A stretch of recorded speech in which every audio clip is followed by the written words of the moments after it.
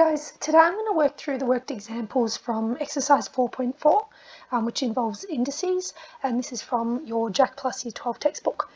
So again, this is not a very long exercise. So the first one here, 4 to the 3x times 16 to the 3 minus x equals 256.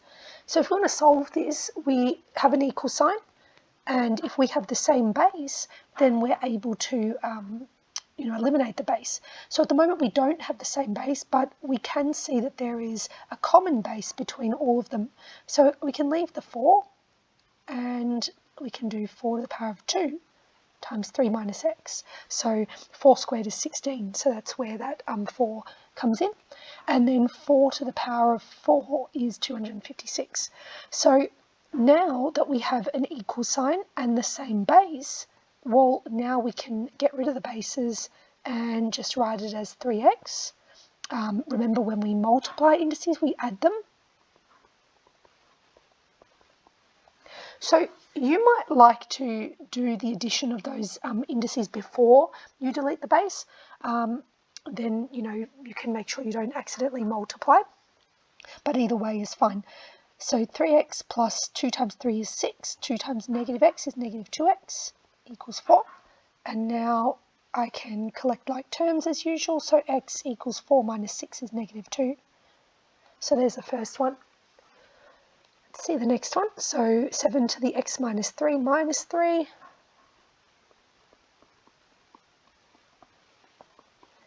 So again, we are going to be solving for x, and I'm going to add the 3 on both sides here. So 7 to the x minus 3 equals 3.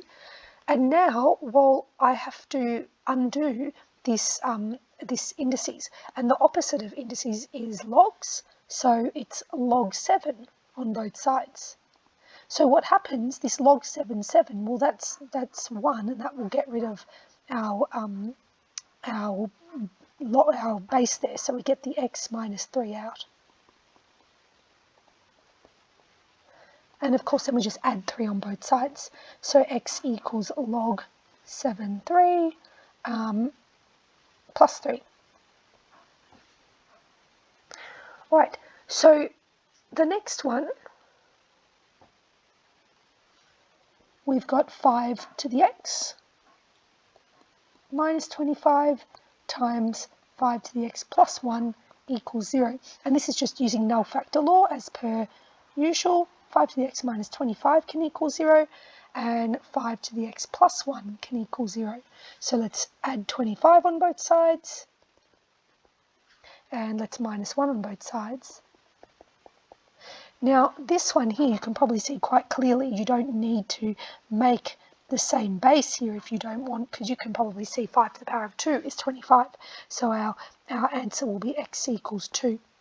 For this one over here, well, people are going to be a little bit confused with this at first because, is it this 5 to the power of 0?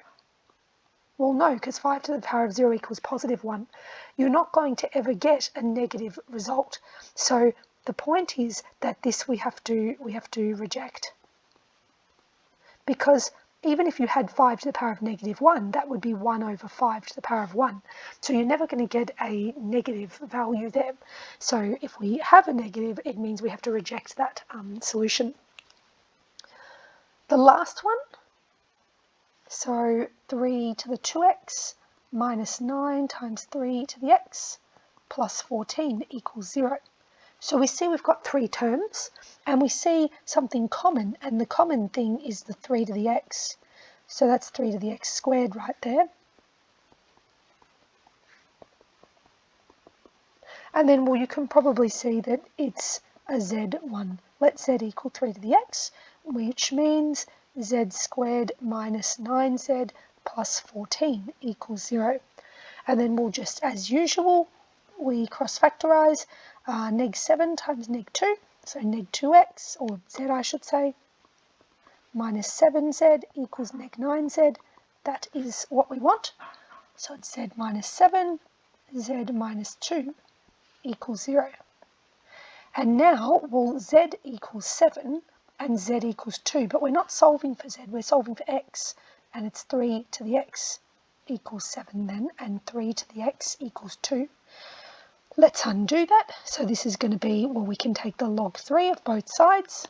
So we're undoing the exponential. So that means these will cancel. X equals a log 3, 7. And for the same reason over here, x is going to be log 3, 2. So they will be our final answers. So quite short, but that completes all the examples from exercise 4.4.